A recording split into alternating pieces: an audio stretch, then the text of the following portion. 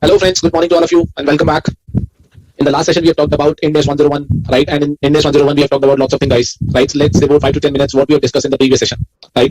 Okay. So in the previous session, guys, we have talked about the definition of who is a first-time adopter, right? So what we have said, any company who adopts Indas for the first time is a first-time adopter, right? And then we said, what is first Indas financial statement? First Indas financial statement are those financial statements which consist of an unreserved and an explicit statement that the company is complying all the accounting standard in its financial statements, right? What we have said in the previous session, that if the explicit and the unreserved statement has been mentioned in the financial statement, then even if there is a disagreement with the auditor, it will be considered as in compliance with the accounting standard. Right, but if the explicit and the unreserved statement has not been mentioned, then even then the auditor gives a clean report, it will not be considered as in compliance with the accounting standard. So these words are very important. This compliance line needs to be written in the financial statement.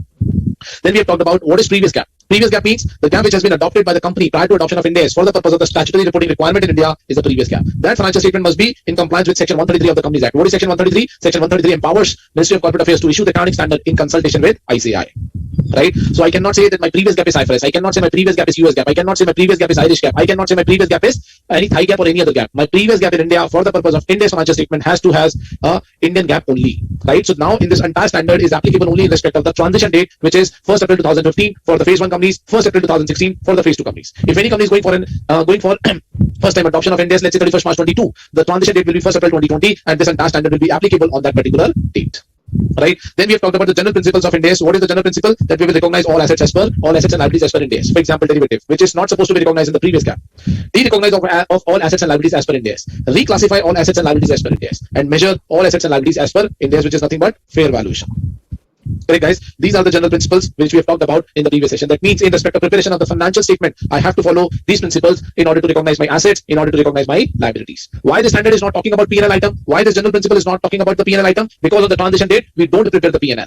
Because of the transition date, we don't prepare the OCI. Because of the transition date, we don't prepare the cash flows. Right? That's why the standard is not talking about, or the general principle of the standard is not talking about P&L items or the cash flow items. Right, guys? Then we said accounting policies. Accounting policy must be consistent. For example, inventory valuation. Correct? We have talked about in the previous session that FIFO for first year, FIFO for next year, and FIFO for third year. It cannot be possible that for first 2 years I'm using the FIFO method, and in third year I'm changing from FIFO to weighted average method. The accounting policy needs to be consistent across those 3 years, guys. Right? And we also took the example of depreciation. Depreciation method can be different because changing the method of depreciation is not an accounting policy; it's a change in accounting estimates. Right, guys? Okay. Now let's move on. Then we have talked about optional exemption, right? There are multiple optional exemption. I believe 21 optional exemptions are there, right? We have talked about business combination. So what is the principle of this optional exemption? First, it is a choice. It's a choice to management. Correct? It's a choice to management whether to adopt or not to adopt. Correct? Then we said business combination. What we need to do the fair valuation of the transition date and move on in your life. That is the base principle of the optional exemption.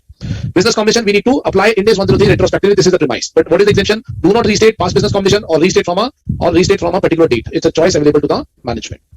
Right? Past business combination. Insurance contract, apply Ind AS 104 only from the transition date. Share-based payment, Ind AS 102 is applicable in this case. Ind AS 102 is saying that we need to apply Ind AS 102 retrospectively. But 101 came into the picture, and 101 is saying do not recognize the ESOP which has been vested prior to the transition date. Correct? PP exemption, very critical exemption.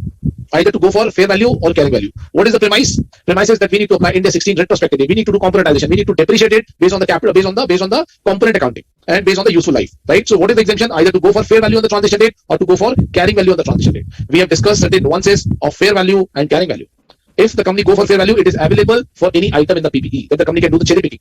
But in case of carrying value, there is no cherry picking allowed. No cherry picking allowed. What is cherry picking?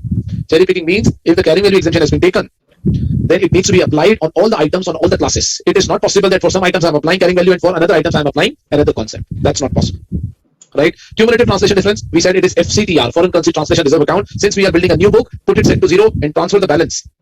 Transfer the balance of FCTR to retained earning.